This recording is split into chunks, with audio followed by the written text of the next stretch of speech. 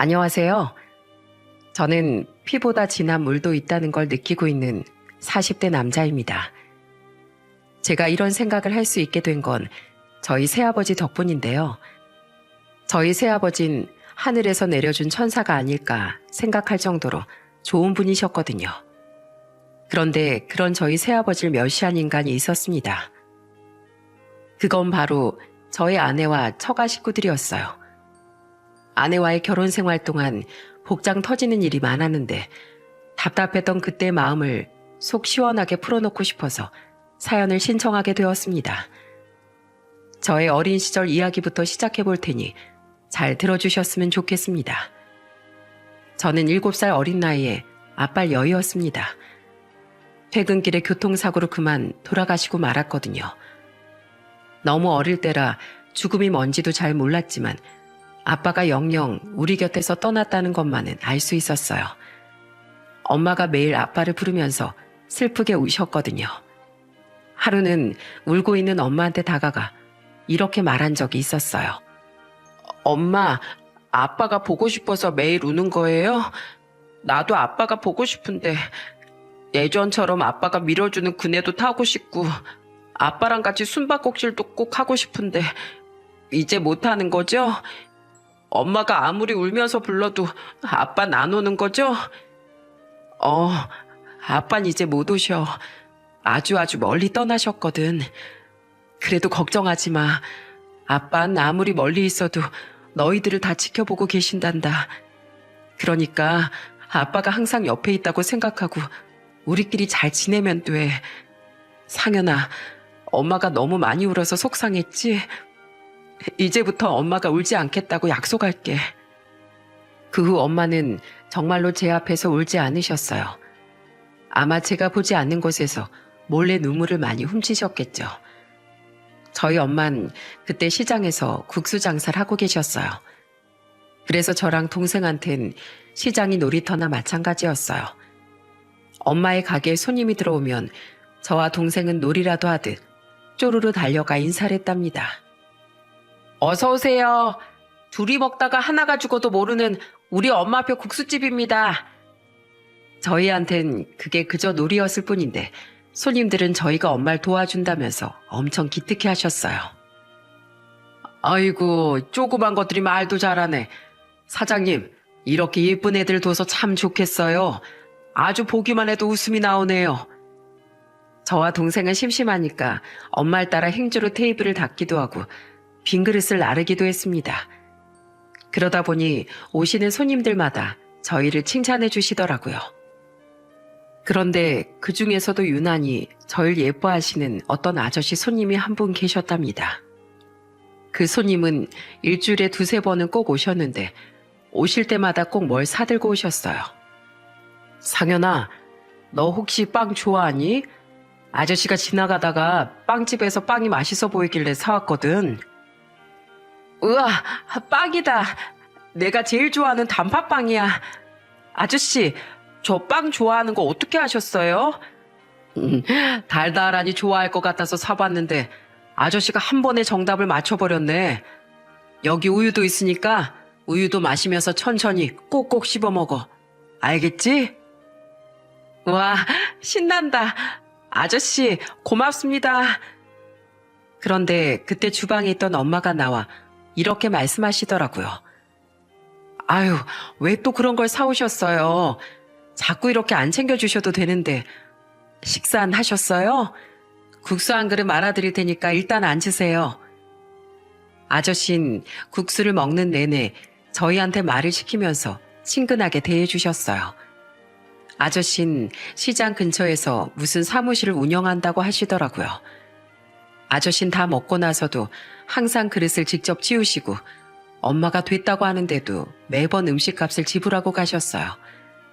솔직히 이것저것 저희한테 사다 주시는 거 생각하면 한 번쯤은 공짜로 먹을 법도 한데 한 번도 그렇게 하지 않으시더라고요.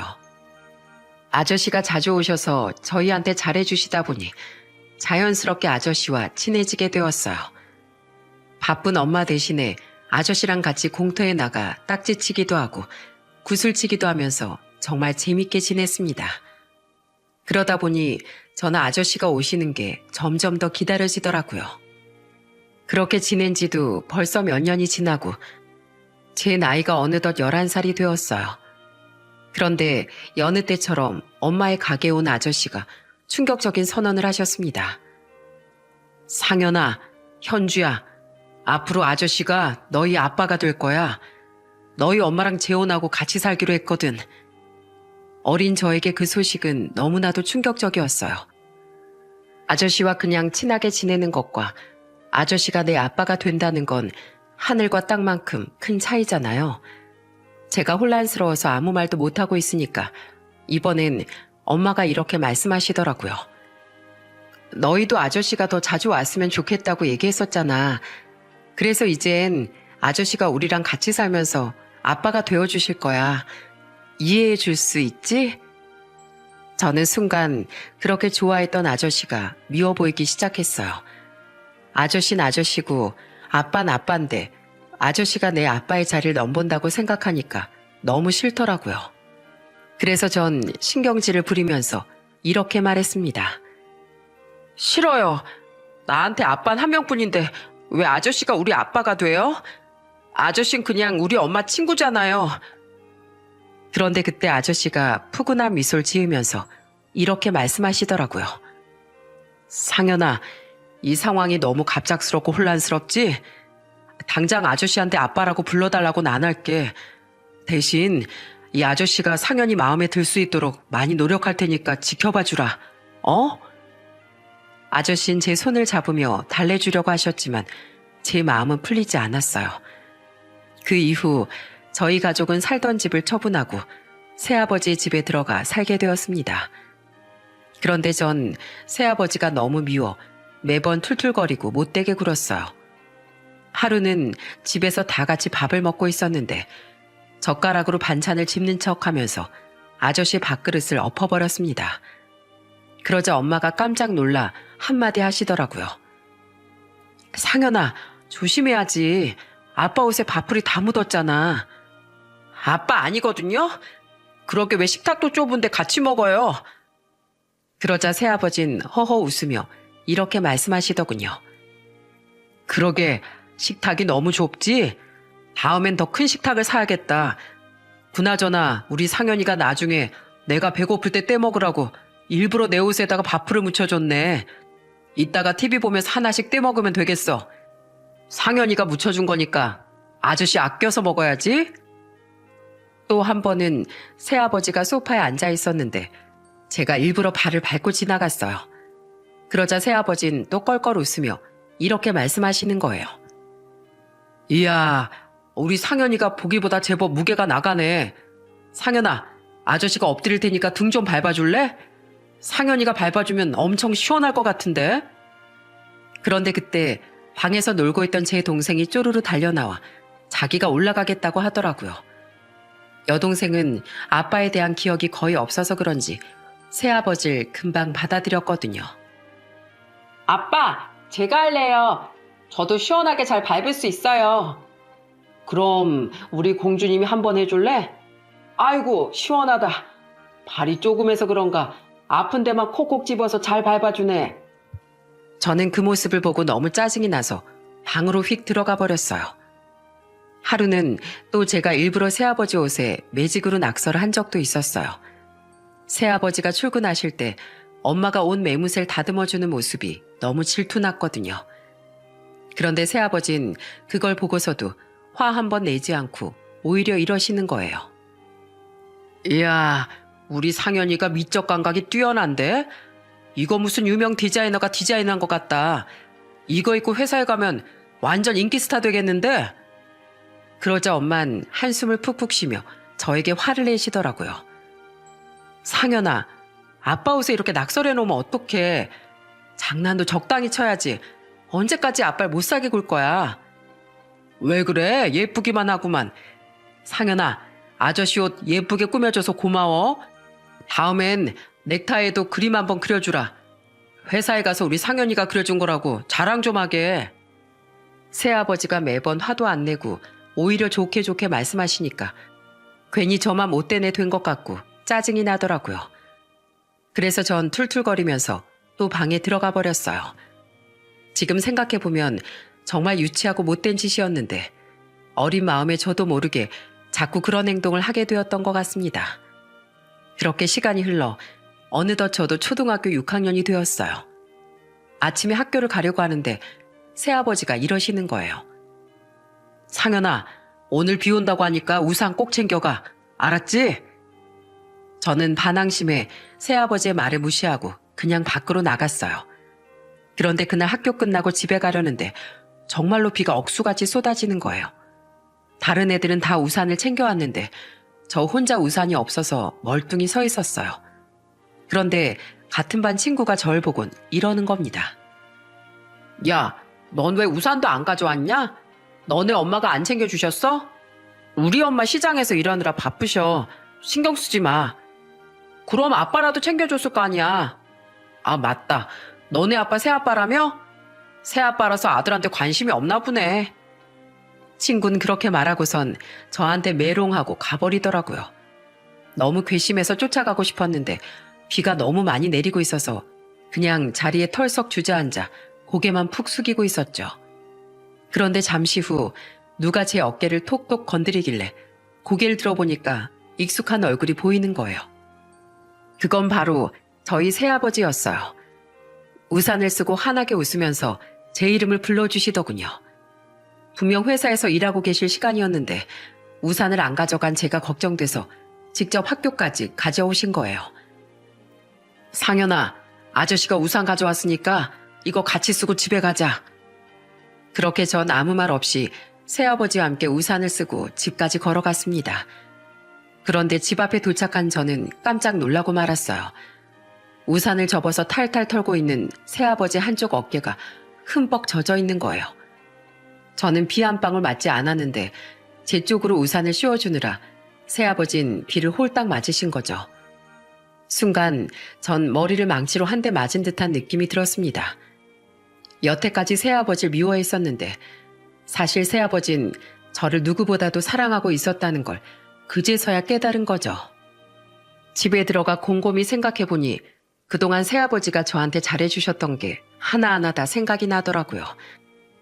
제가 아무리 버릇없게 굴어도 한 번도 혼내지 않고 매번 웃으며 받아주셨고 제가 엄마랑 하고 있는 대화를 유심히 듣고 있다가 필요한 게 있으면 바로바로 챙겨주기도 하셨거든요.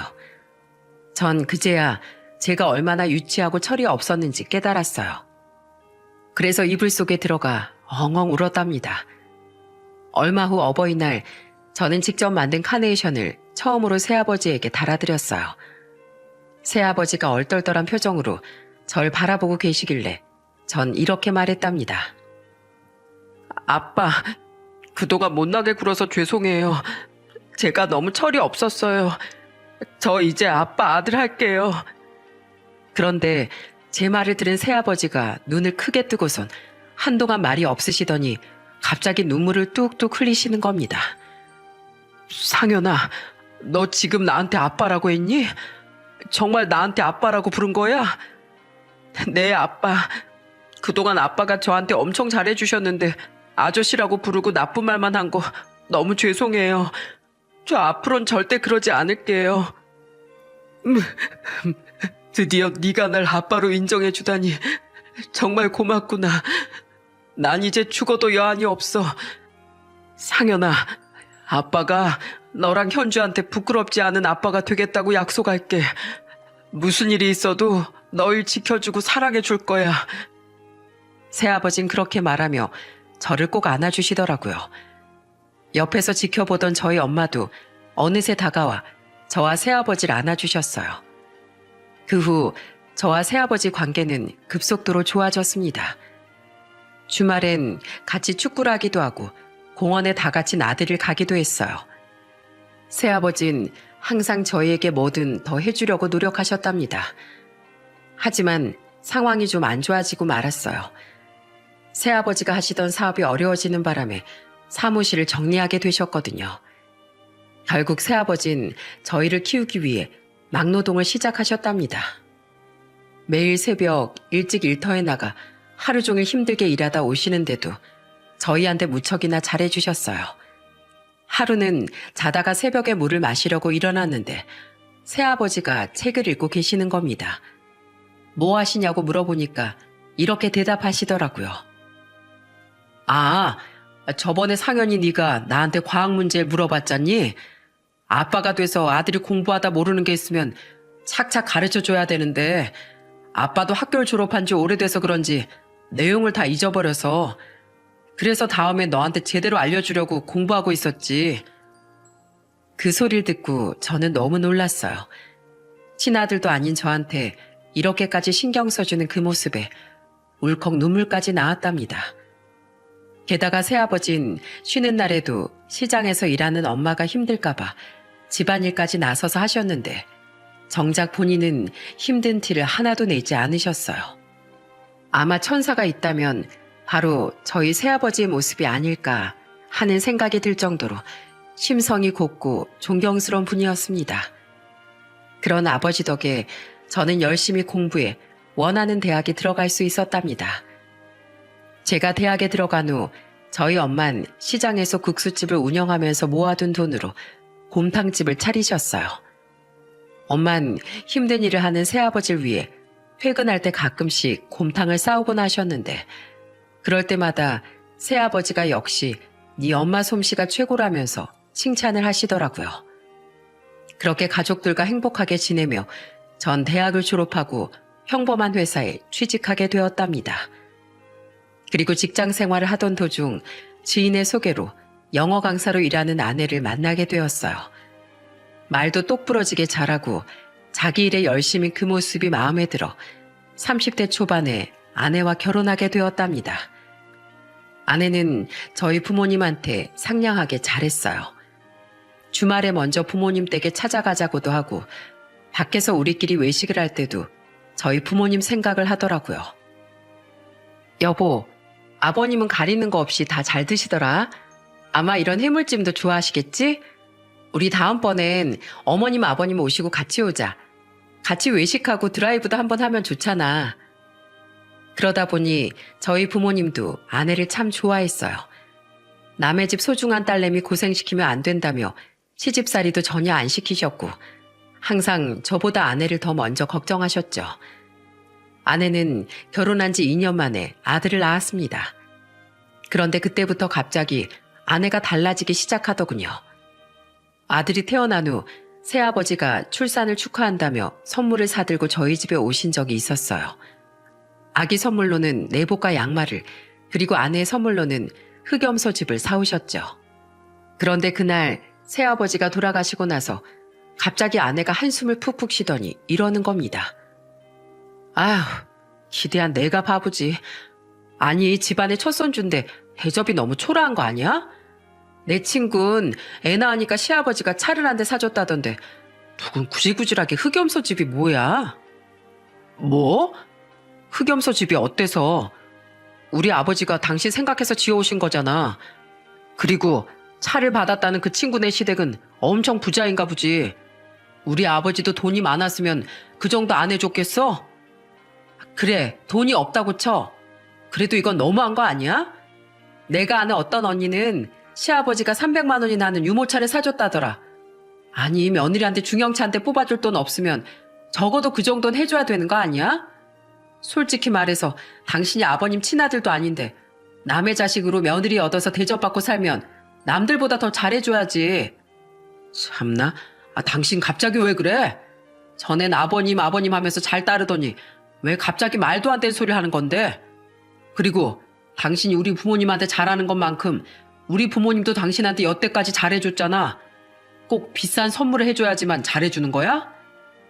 난 당연히 이런 기본적인 며느리 대접은 받을 수 있을 줄 알고 잘해드린 거지. 집안에 대를 이을 아들을 낳아줬는데 어떻게 대접이 이렇게 박해? 누가 당신 보고 아들 낳아달래? 우리 부모님이 당신한테 우리 집안 대를 이으라고 강요라도 한 적 있어? 우리 집 형편 그렇게 넉넉하지 않은 거 다 알고 결혼했으면서 갑자기 왜 그러는 건데? 흑염소 집이 그렇게 먹기 싫으면 먹지 마. 차라리 내가 다 먹어버릴 테니까. 저는 갑자기 변한 아내의 모습에 너무 황당했어요. 이렇게 속물인 사람인 줄은 전혀 몰랐거든요. 그런데 몇 달 후 가족 모임이 있어서 아내랑 같이 부모님 댁에 갔는데 못 보던 안마의자가 있는 거예요. 알고 보니 제 여동생이 부모님한테 사드린 거라고 하더라고요.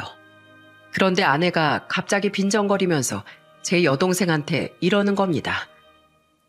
아가씨, 친아빠도 아닌데 뭔 이런 비싼 선물을 사드려요? 혹시 아버님한테 숨겨놓은 재산이라도 있어요? 그래서 그걸 노리고 잘해드리는 거예요? 혹시 알고 있는 거 있으면 저한테도 좀 알려줘봐요. 그래야 저도 참고하죠. 그러자 제 여동생이 아내를 확 쏘아보더니 이렇게 말하더라고요. 새언니, 무슨 말을 그렇게 해요? 우리 아빠 숨겨놓은 재산 없어요. 그리고 저랑 아빠랑 핏줄은 다르지만 친아빠나 마찬가지거든요? 새언니 똑부러지게 말 잘하는 줄 알았는데 지금 보니까 기분 나쁜 말도 잘하네요.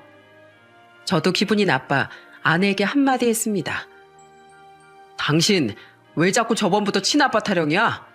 우리 아버지가 친아빠가 아니면 어때서? 제발 말 같지도 않은 소리로 기분 나쁘게 좀 하지 마. 요즘에 재혼 가정이 얼마나 많은데 당신처럼 친아빠니 새아빠니 따지는 거 무식한 짓이야. 알아? 그러자 아내는 입을 삐죽거리며 얄미운 표정을 짓더라고요. 그런데 그날 잠깐 외출하고 돌아오신 아버지가 아내한테 직접 과일을 깎아주셨어요. 그런데 평소에는 잘 받아먹던 아내가 갑자기 속이 안 좋다면서 안 먹겠다는 거예요. 그냥 그러려니 하고 넘어갔는데 다음번에 처가에 갔을 때 왜 그랬는지 본인 입으로 실토를 하더라고요. 아내는 처가 식구들이 다 있는 자리에서 갑자기 저희 새아버지 흉을 보기 시작하는 겁니다. 엄마, 난 세상에서 우리 시어머니가 제일 이해 안 돼. 재혼을 할 거면 좀 능력 있고 괜찮은 남자랑 재혼하지. 하필이면 왜 막노동하는 남자랑 재혼을 했을까? 지난번에 시아버지가 사과를 깎아주시는데 글쎄 손에 굳은 살이 다 갈라져가지고 징그럽게 되어 있는 거야. 그 손으로 사과를 집어서 나한테 주는데 아우 입맛이 뚝 떨어지지 뭐야? 그러자 장모랑 처제도 거기에 동조를 하더라고요. 그래? 손이 그 모양이면 장갑이라도 끼고 깎지. 그게 뭐니? 안 그래도 바깥사돈 보니까 나이에 비해 폭삭 작은 게 딱 봐도 험한 일 많이 한 거 티가 나더라. 유정이 너 조심해. 원래 그런 사람들이 성격도 험하거든. 괜히 심기 거슬렀다가 손찌검 날아올지도 몰라. 맞아 언니. 게다가 형부 친아빠도 아니라며? 그러면 언니한테 더 함부로 할 수도 있지. 그런데 친아빠도 아니면서 며느리한테 시아버지 노릇하는 게 웃기긴 웃기다. 그치? 저는 그 대화를 듣고 너무 화가 나더라고요. 그래서 자리에서 벌떡 일어나며 이렇게 소리쳤습니다. 다들 그게 무슨 소리세요? 왜 저희 아버지 성격이 험하다느니 손찌검을 할 수도 있다느니 하면서 모함을 하시는 건데요? 저희 아버지 여태까지 저 키우면서 한 번도 손찌검 한 적 없으세요. 제가 잘못했을 때도 좋게 좋게 말로 타이르시는 분이라고요. 그리고 처제, 우리 아버지가 친아빠도 아니면서 시아버지 노릇하는 게 웃기다고? 그게 왜 웃긴데? 우리 아버지가 우스워? 아니 그게 아니라 형부 장난으로 얘기한 건데 왜 그렇게 심각하게 받아들여요? 생각보다 되게 예민하시네. 그런데 그때 장인어른께서 한마디 하시더군요. 다들 뭐 하는 짓이야? 남의 부모님한테 함부로 얘기하고 어디서 못 배워먹은 애들처럼 무식한 짓이야? 그리고 유정이 너 사돈 어른 손이 그렇게 험한 걸 보고 징그럽단 생각밖에 안 드냐? 사돈 어른이 손이 그 지경이 될 때까지 얼마나 고생하고 사셨는진 생각 못해? 내가 이런 것들을 딸들이라고 데리고 있었다니 원. 자네, 내가 대신 사과하겠네. 내가 마누라 단속도 못하고 딸들을 아주 잘못 키웠어. 장인어른께서 사과를 하긴 하셨지만 전 영 기분이 전혀 안 풀리더라고요. 그래서 그냥 저 혼자 집에 와버렸죠. 그런데 아내는 장인어른한테 단단히 혼이 났는지 그 이후엔 조금 자제하는 것 같더라고요. 그렇게 시간이 흘러 딸도 하나 낳고 집안의 평화를 다시 되찾은 듯 했습니다. 하지만 아내는 얼마 안 가 다시 본색을 드러내기 시작하더군요. 저희 새아버지 칠순잔치를 뷔페에서 했는데 자꾸 저한테 툴툴거리는 거예요. 아니, 무슨 칠순잔치를 이렇게 화려하게 해? 그냥 대충 밥만 먹고 끝내지. 왜 내가 이 불편한 한복까지 입어야 되냐고. 당신 조용히 못해? 왜 이런 좋은 날 별것도 아닌 걸로 짜증이야? 다른 날도 아니고 우리 아버지 칠순이잖아. 한복이 불편하면 뭐 얼마나 불편하다고 이런 중요한 날 하루도 못 참아? 당신이 여자 한복을 안 입어봐서 그래. 치렁치렁 얼마나 불편한데. 아우, 손님들은 또 왜 이렇게 많이 왔대? 칠순이 뭐 자랑도 아니고. 당신 진짜 미쳤어? 우리 아버지가 칠순잔치 하는 게 그렇게 안 입고 와? 손님들도 계시고 좋은 날이니까 제발 그 입 좀 다물어. 분위기 좀 망치지 말고. 하지만 아내는 계속 제 앞에서 툴툴거렸고 사진을 찍을 때도 똥 씹은 표정을 하더군요. 그날도 집에 와서 아내와 한바탕 싸웠답니다. 그런데 더 어이없는 일이 있었어요. 2년 뒤에 장인어른도 칠순이 되셨는데 아내가 저보고 장인어른한테 해외여행을 보내드리자는 거예요. 저는 너무 어이가 없어서 아내에게 따졌습니다. 뭐라고? 해외여행? 당신 우리 아버지 칠순잔치 때 뭐라고 했어? 무슨 칠순잔치를 이렇게 화려하게 하냐며. 그런데 장인어른 칠순잔치엔 해외여행을 보내드리자고? 당신 너무 말이 앞뒤가 다른 거 아니야? 우리 아빠는 친아빠잖아. 친아빠랑 새아빠랑 같아? 솔직히 난 친아빠도 아닌 사람한테 그렇게 뷔페까지 빌려가지고 손님 초대해서 거창하게 잔치하는 거 아직도 이해가 안 돼. 아버님이 당신을 만들기로 했어? 아니면 어머님이 임신한 10달 동안 옆에서 지켜주기로 했어? 그냥 애 있는 집 여자랑 결혼해서 아빠 행세한 거잖아. 뭐라고? 당신 지금 말 다 했어? 당장 우리 아버지한테 전화해서 사과해.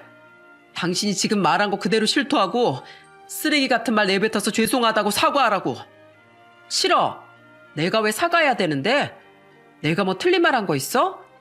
우리 엄마랑 내 동생도 그러더라. 어차피 남남인데 뭐하러 그 정성을 쏟냐고. 돈이라도 많으면 몰라. 물려줄 재산도 하나 없으면서. 그래? 장모님이랑 처제가 그렇게 얘기했단 말이지? 알겠어. 새 모녀가 우리 아버지를 얼마나 우습게 보는지 잘 알았으니까 앞으로 사위한테 대접받을 생각하지 마시라고 해. 당신도 우리 아버지한테 며느리 대접받을 생각하지 말고. 알겠어? 그 후 저는 처가에 완전히 발길을 끊었습니다. 그리고 저희 집에 갈 일이 있을 때도 아내를 데리고 가지 않고 저 혼자 애들만 데리고 갔어요. 부모님이 속상해하실까봐 구체적인 얘긴 하지 않았지만 대충 눈치는 채고 계시는 것 같더라고요. 그런데 그 와중에도 저희 새아버지는 너도 어릴 때 그러지 않았냐며 며느리 마음도 조금은 이해가 간다고 하시더라고요. 그러면서 다음번 아내 생일 때 또 선물을 챙겨주려고 하시길래 제가 확 뺏어버렸어요. 아버지, 애들 엄마한테 사과받기 전까진 이런 거 절대 챙겨주지 마세요. 아버지가 그런 식으로 하시면 애들 엄마가 자기 잘못한 것도 모르고 또 아버지를 무시한다고요. 그렇게 양가에 서로 왕래가 없는 상태로 몇 년이 지났습니다. 솔직히 애들만 아니었으면 이혼하고 싶은 생각이 굴뚝 같았지만 아직 애들이 어려서 엄마의 손길이 필요할 것 같더라고요. 그래서 언젠간 아내가 정신 차리고 사과하겠지 하는 생각으로 기다렸습니다. 그런데 하늘은 어찌도 무심한지 영영 저희 새아버지가 아내의 사과를 받을 수 없게 하더군요. 얼마 전부터 자꾸 살이 빠지고 배가 아프다고 하시더니 병원에 갔다가 췌장암 선고를 받으신 거예요. 그런데 발견했을 땐 이미 수술이 불가능한 상태라 항암 치료를 했지만 1년도 안 되어 돌아가시고 말았답니다. 저는 그 사실을 믿을 수 없어 주저앉고 말았어요. 아버지, 너무 죄송해요. 제가 진작에 좋은 데도 많이 모시고 다니고 아버지랑 행복한 시간 많이 보냈어야 하는데 일하느라 바쁘다고 신경도 많이 못 썼네요. 아버지, 저희를 사랑으로 키워주셔서 정말 감사해요. 제가 죽는 날까지 아버지가 베푸신 사랑은 절대 잊지 않을게요. 그런데 아내는 새아버지가 돌아가셨는데도 학원에 급한 수업이 잡혔다며 장례식장에 오질 않는 겁니다. 시아버지가 돌아가셨는데도 일을 시키는 학원이 이상하긴 했지만 그래도 수업이 끝나면 올 거라고 믿었어요. 그런데 다음 날이 되어도 올 생각을 안 하는 거예요. 그래서 전 아내에게 전화를 했습니다. 여보, 수업 어제 하루만 하는 거라고 하지 않았어? 어제 늦게까지 수업하느라 피곤해서 집에서 잤다고 치고 그럼 오늘은 와야 되는 거 아니야? 아무리 최근에 왕래를 안 하고 지냈다지만 적어도 마지막 가시는 길 배웅은 해야 될 거 아니야. 그러자 아내는 뻔뻔한 목소리로 이렇게 말하더군요. 아, 피곤해 죽겠는데 왜 그래 정말. 솔직히 내가 거기 굳이 갈 필요 없잖아. 당신 친아빠도 아닌데 내가 꼭 가야 돼? 어차피 남남인데 뭐. 순간 저는 이성의 끈이 끊어지는 느낌을 받았습니다. 그동안 저희 새아버지한테 사과도 안 하고 버틴 것도 괘씸했는데 장례식장까지 남남이라며 오지 않겠다고 하니 더 이상 참을 수가 없더군요. 그래서 전 아내에게 이렇게 소리쳤습니다. 남남이라고? 우리 아버지가 왜 남남인데? 내가 몇 번이나 말했지만 우리 아버지 나랑 내 동생을 사랑으로 품어주시고 힘들게 막노동하면서도 우리한테 뭐라도 하나 더 해주려고 노력하셨던 분이야. 그런 분한테 남남이라고? 친아빠도 아닌데 꼭 가야 되냐고? 당신 이제 보니까 완전 인성이 바닥이구나. 자존심이 세서 우리 아버지한테 사과를 안 하는 줄 알았는데 그게 아니라 그냥 너라는 인간 자체가 쓰레기였던 거였어. 당신 내가 가만 안 둬. 당신이 그러고도 뻔뻔하게 웃으면서 지낼 수 있을 것 같아? 저는 그렇게 말하고선 전화를 확 끊어버렸습니다. 어느새 옆에 다가온 여동생이 사태를 파악하고선 당장 가서 머리채를 잡아 뜯겠다고 하더군요. 솔직히 저도 그러고 싶은 마음이었지만 쓰레기 같은 그 여자 때문에 새아버지의 마지막 가시는 길을 외롭게 해드릴 수 없어서 일단 장례식이 끝날 때까지만 참기로 했어요. 그리고 다음날 새아버지를 납골당에 모셔드린 후에야 애들을 엄마에게 맡기고 여동생과 함께 집에 찾아갔습니다. 집에 들어가 보니 식탁엔 먹다 남은 피자가 널브러져 있었고 아내는 소파에서 늘어지게 낮잠을 자고 있더군요. 저는 피자를 집어들어 아내 얼굴에 냅다 집어던졌습니다. 그러자 아내는 깜짝 놀라 몸을 일으키더군요. 이게 뭐야? 당신 왜 내 얼굴에 피자를 집어던지고 난리야? 미쳤어 정말? 미친 건 당신이겠지. 세상에 어떤 며느리가 시아버지가 돌아가셨는데 장례식장에도 안 와? 당신이 그러고도 사람이야? 시아버진 개뿔. 당신이랑 피 한 방울 안 섞인 사람이 무슨 시아버지야? 그래도 착한 내가 몇 년간 시아버지 대접해줬으면 됐지. 죽어서까지 시아버지 행세를 꼭 해야 돼? 진짜 욕심도 많다. 뭐라고? 너 지금 말 다 했어? 야, 그건 욕심이 아니라 사람으로서의 기본 도리야. 하다못해 친구 아버지나 직장 동료 아버지가 돌아가셔도 장례식장엔 가는데 넌 어떻게 시아버지가 돌아가셨는데도 코빼기도 하나 안 비칠 수가 있어. 우리 아버지가 친아빠가 아니라서 그랬다고? 도대체 그게 뭐가 중요한데? 넌 낳은 정보다 키운 정이 더 중요하단 말도 안 들어봤냐? 우리 아버지가 내 아버지로 산 세월이 무려 35년이야. 35년이 누구 집 개 이름인 줄 알아? 어쩌라고? 그게 나랑 무슨 상관인데? 아버님이 당신을 키웠지 날 키웠어? 진짜 별것도 아닌 거 가지고 난리야. 진짜 아버님한테 뭐 숨겨둔 재산 같은 거 있는 거 아니야? 그런 게 아니면 왜 아가씨까지 대동해서 나한테 따지러 온 건데? 그러자 이번엔 제 여동생이 바닥에 떨어진 피자 조각을 집어들어 아내 얼굴에 집어던지더군요. 아가씨, 미쳤어요? 남매가 아주 쌍으로 미친 거 아니야? 그래, 나 미쳤다. 야, 너 우리 아빠에 대해 함부로 얘기하지 마. 너 같은 쓰레기는 우리 아빠에 대해 왈가왈부할 자격 하나도 없어. 너 그동안 우리 집에도 안 오고 며느리 노릇 하나도 안 하면서 사니까 편했지? 너 그거 우리 엄마 아빠가 너 무서워서 아무 말 안 하는 건 줄 알아? 다 알면서도 우리 오빠의 가정이 깨질까 봐 아무 말 안 하신 거야. 게다가 우리 아빤 네가 아빠를 무시하고 있는 거 다 알고 있으면서도 네 생일까지 챙기려고 했던 사람이라고. 그런데 네가 감히 우리 아빠한테 그딴 식으로 얘기해? 야, 내가 생각해보니까 네가 우리 아빠 장례식에 안 온 게 차라리 잘 된 것 같다. 우리 아빠가 마지막 가는 길까지 너 때문에 기분 더럽게 갈 순 없잖아. 그래, 내 동생 말대로 차라리 너 같은 인간은 우리 아버지 장례식에 안 온 게 100번 잘한 일이네. 그래, 이참에 아예 내 눈앞에서도 사라져주라. 나 그동안 우리 애들 때문에 참았는데 이제 더 이상은 못 참아. 당신 같은 사람이랑 절대 같이 못 사니까 당장 꺼지라고. 에이씨, 왜 이래 진짜. 여기 내 집이야. 내 집이라고. 아내는 소리를 지르며 발악을 했지만 저와 여동생은 아내를 질질 끌어 집 밖으로 내쫓아 버렸습니다. 그리고 전 이혼해야겠다는 결심을 굳혔어요. 그런데 다음날 집에서 애들이랑 쉬고 있었는데 갑자기 아내가 집에 찾아온 겁니다. 그것도 장모랑 처제까지 대동해서요. 장모랑 처제는 집에 들어오자마자 저에게 소리를 지르며 막말을 하더군요. 자네, 이게 도대체 무슨 일인가? 감히 내 딸을 집에서 내쫓아? 장례식 한 번 안 갔다고 마누라를 내쫓는 인간이 세상에 어디 있나? 내가 그러라고 내 딸을 자네랑 결혼시킨 줄 알아? 자네 이거 내 딸 앞에 무릎 꿇고 석고대죄해도 모자랄 일이야. 알아? 맞아요, 형부. 진짜 너무한 거 아니에요? 언니한테 어제 얘기 들어보니까 언니가 틀린 말 한 거 하나도 없던데요, 뭐. 솔직히 친아빠도 아닌 사돈어른 장례식에 가라고 강요하는 거 완전히 선 넘은 거예요. 우리 언니가 형부 말이라면 무조건 들어야 되는 그런 사람인 줄 알아요? 저는 너무 황당해서 이렇게 말했습니다. 처제, 말을 하려면 제대로 알고 말을 해. 내가 언제 장례식에 오라고 강요했어? 강요한 게 아니라 그건 며느리로서 당연한 일이야. 그리고 저 사람이 틀린 말 한 거 하나도 없다고? 그래, 처젠 그렇게 생각하겠지. 처제도 저 인간이랑 똑같이 인성 바닥난 쓰레기니까. 그리고 장모님, 제가 왜 저 사람한테 석고대죄를 해야 되죠? 석고대죄를 해야 될 사람은 제가 아니라 장모님 딸이에요. 뭐라고?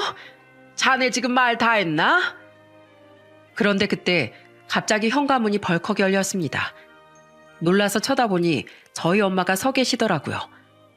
안 그래도 어제 동생한테서 모든 얘기를 들으시곤 걱정이 된다며 저한테 전화를 하셨거든요. 제가 괜찮다고 했는데도 걱정되는 마음에 저희 집까지 찾아오셨나 봐요. 그런데 저희 엄마가 등장하자 제 등 뒤에 숨어있던 저희 애들이 엄마한테 쪼르르 달려가는 겁니다. 할머니, 너무 무서워요. 이모랑 외할머니가 아빠한테 막 소리 지르고 나쁜 말 해요.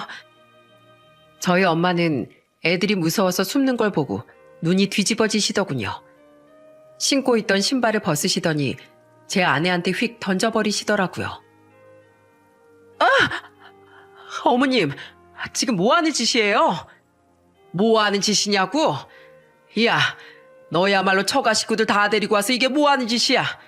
시아버지 장례식에 오지도 않은 인간 말종 주제에 감히 3대1로 내 아들을 괴롭히면서 손주들을 무서워서 벌벌 떨게 해? 우리가 언제 저 사람을 괴롭혔다고 그래요? 저 인간이 먼저 절 내쫓았거든요? 내쫓을만 하니까 내쫓았겠지. 넌 우리가 아무 말도 안 하고 가만히 있으니까 호구로 보이든? 전부터 네가 하도 괘씸해서 내가 몇 번이나 네 뺨을 갈겨주고 싶었는데 천사 같은 내 남편이 참으라고 해서 겨우 참은 거야. 너 시아버지 잘 만나서 여태까지 목숨 부지하고 살고 있는 줄 알아. 이 버러지 같은 것들아. 뭐라고요? 사부인, 말씀이 너무 심하시네요. 버러지라뇨. 사돈끼리 해야 될 말이 있고 하지 말아야 될 말이 있는 겁니다. 교양 없게 왜 이래요 정말. 참나, 사돈? 누가 사돈인데? 내 아들이 당신 딸이랑 더 이상 못 살겠다고 한 얘기는 못 들었나 보지? 그리고 너희들이 먼저 교양 없게 짓거렸잖아. 내가 낳은 자식들 평생 헌신하면서 키운 내 남편한테 친아빠 아니라고 뒤에서 뒷담 깐 거 내가 모를 줄 알아? 너희들 내가 가만 안 둬. 이제 내 남편도 없으니까 너희들 보호해줄 사람 아무도 없거든? 이참에 아주 니들 대갈통을 깨버려야겠어. 일로 와. 일로 안 와? 저희 엄마는 부엌에 가서 후라이팬을 하나 가져오더니 마구 휘두르기 시작하시더군요. 그러자 아내와 처가 식구들은 소리를 지르며 도망 다녔어요. 이 아줌마가 진짜 미쳤나? 무식하게 뭐하는 짓이야? 결국 아내와 처가 식구들은 허겁지겁 집 밖으로 도망가 버렸어요. 엄마가 현관문 밖에까지 나가 겁을 주자 신발이 벗겨지는 줄도 모르고 빠르게 사라지더군요. 그 후 저와 엄마는 놀란 애들을 꼭 안아주면서 진정시켜줬답니다. 그 이후 저는 결국 이혼을 하게 되었어요. 다행히 애들도 제가 키우게 되었죠. 장인어른이 전화해서 저한테 사과하셨는데 왜 사과할 사람은 가만히 있고 죄 없는 사람이 사과라는지 모르겠더라고요. 저는 전처와 함께 살던 집을 처분하고 애들과 함께 엄마를 모시고 살게 되었어요. 새아버지가 돌아가시기 전에 많은 시간을 함께 갖지 못했던 게 아쉬워 엄마한테만큼은 최대한 잘해드리고 싶었거든요. 다행히 저희 애들도 엄마랑 사는 것보다 할머니랑 사는 게 더 좋다고 하더라고요. 엄마가 성격이 너무 날카로워서 그동안 조금 무서웠대요. 그렇게 애들이랑 또 저희 엄마랑 주말엔 나들이도 다니고 행복한 시간을 보냈답니다. 그런데 이혼한 지 6개월쯤 됐을 때였어요. 갑자기 전처한테서 전화가 온 거예요. 전처는 잔뜩 신난 목소리로 저한테 이렇게 말하더군요. 내가 그래도 같이 산 적이 있어서 좋은 소식 하나 알려주려고 전화했어. 나 다음 달에 재혼해. 그것도 대기업 다니는 능력 있는 남자랑. 당신은 직장도 별 볼 일 없는 중소기업인데다가 애까지 둘이나 딸려있으니 재혼은 생각도 못하지? 그러게 있을 때 잘하지. 나 같은 여자 당신 평생 못 만날걸? 저는 너무 어이가 없어서 코웃음을 쳤습니다. 야, 너 설마 그거 자랑하려고 나한테 전화한 거냐? 내가 뭐 부러워하거나 질투하기라도 할까봐? 야, 너 같은 여자 한 트럭을 갖다 줘도 내가 거부해. 그런 트럭이 있으면 차라리 타이에 확 빵꿀 내서 도랑이 처박히게 하고 말지. 그리고 네가 대기업 다니는 남자랑 결혼하든 재벌 3세랑 결혼하든 나랑 아무 상관도 없거든? 아, 근데 그 남자가 좀 불쌍하긴 하네. 네가 그 쓰레기 같은 인성 숨기고서 결혼할 거 아니야. 나중에 결혼하고 나서 네 본 모습을 알게 되면 얼마나 땅을 치고 그 남자가 후회할까? 아유, 성실한 대한민국 남자 한 명이 이렇게 또 희생양이 되어버렸네. 야, 네가 재혼할 남편한테 전해줘라.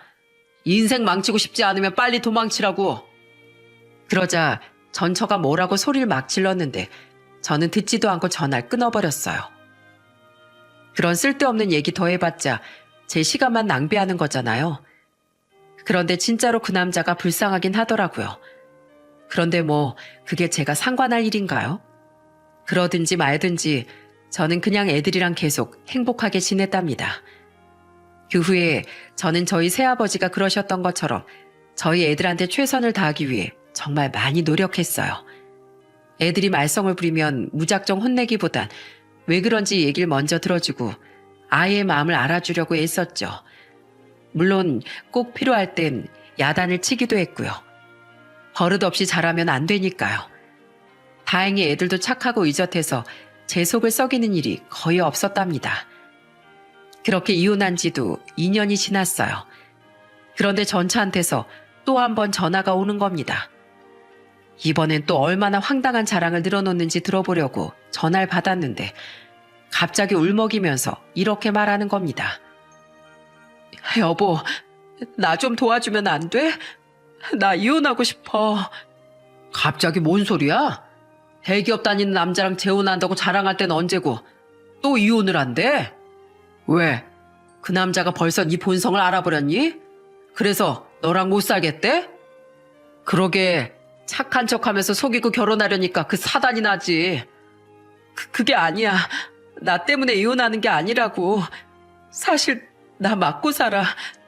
남편이 맨날 술만 먹으면 날 쥐잡듯이 팬단 말이야. 너무 무서워서 경찰에 신고도 못하겠어. 그러니까 당신이 나 좀 도와줘라. 와서 나 대신 싸워주고 막아주면 안 돼? 그 남자가 나 못 건드리게 해주면 내가 이혼하고 다시 당신하고 합친다고 약속할게. 야, 넌 그걸 약속이라고 하냐? 나보고 널 보호하면서 그 남자랑 싸우고 너랑 다시 합치기까지 하라고? 너 머리가 어떻게 된 거 아니니? 나한테 좋은 게 하나도 없는데 내가 그 짓거리를 왜 해? 좋은 게 왜 하나도 없어. 나 애들 엄마잖아. 엄마 없이 아빠 혼자서 애 키우는 거 쉬운 일 아니잖아. 그러니까 자존심 그만 부리고 내 부탁 좀 들어주라. 어? 미쳤냐? 내가 그 말도 안 되는 부탁을 들어주게. 그리고 나 혼자서 애들 키우는 거 하나도 안 힘들어. 오히려 너랑 같이 살 때보다 훨씬 편하고 좋던데. 너처럼 헛소리나 짓거리는 여자가 집에 있는 것보다 오히려 정서적으로나 교육적으로나 애들한테 지금이 더 좋아. 그러니까 괜히 애들 핑계로 들러붙을 생각하지 말고 네 일은 네가 알아서 해. 여보, 내가 잘못했어. 내가 다 잘못했으니까 제발 나 한 번만 도와줘. 알았어. 내 남편하고 싸워달라는 부탁은 안 할게. 이혼은 내가 알아서 할 테니까 제발 날 다시 받아주기만 해주라. 나 앞으로 당신한테 나쁜 말도 안 하고 애들한테도 좋은 엄마가 될게. 나 지금 하루하루가 너무 지옥 같단 말이야. 야, 너 예전에 우리 엄마 보고 했던 말 기억 안 나? 재혼하려면 제대로 된 남자랑 재혼하지. 왜 우리 아버지 같은 남자랑 재혼했냐며? 너 그 말 그대로 돌려받은 거야. 기껏 대기업 다닌 남자라고 눈 돌아가서 좋아하더니 주폭이나 하는 쓰레기였냐? 둘이 아주 잘 어울리니까 이혼하지 말고 평생 행복하게 살아. 나한테 다신 전화하지 말고. 알겠어? 한 번만 더 전화했다간 내가 네 남편 연락처 알아내서 다 일러바칠 거야. 그럼 네가 어떻게 될 줄은 네가 더 잘 알겠지? 여보, 제발 그것만은 절대 하지 말아줘. 나 너무 무섭단 말이야. 그러니까 얼른 전화 끊으라고. 내 말 못 알아들어? 당장 끊어. 저는 그렇게 말하고선 전화를 확 끊어버렸어요. 이혼하고 나서도 자기 잘못은 하나도 뉘우치지 않은 채 뻔뻔스럽게 나오던 인간이 그런 쓰레기 같은 사람을 만나서 고생하고 있는 걸 보니 정말 쌤통이더라고요. 사람이 심보를 못되게 쓰니까 벌을 받는 건가 봐요. 저는 그 이후로 전처의 연락처를 아예 차단해버리고 평소처럼 애들과 즐겁게 지내고 있답니다. 우리나라 속담 중에 자식을 낳기보다 부모 되기가 더 어렵다 라는 말이 있어요. 그만큼 자식을 잘 기르고 돌보는 것이 매우 어렵다는 뜻이죠. 저희 새아버진 비록 저를 낳진 않으셨지만 저와 동생에게 베푼 그 사랑과 온정만큼은 어느 집 아버지들보다 더 대단하다는 생각이 들어요. 저는 평생 저희를 위한 새아버지의 사랑과 희생을 잊지 않을 겁니다. 그리고 저도 그런 아버지가 되기 위해 계속 노력할 거고요. 여러분, 그럼 전 이만 이야기를 마쳐보려고 해요. 제 사연 재미있게 들으셨나요?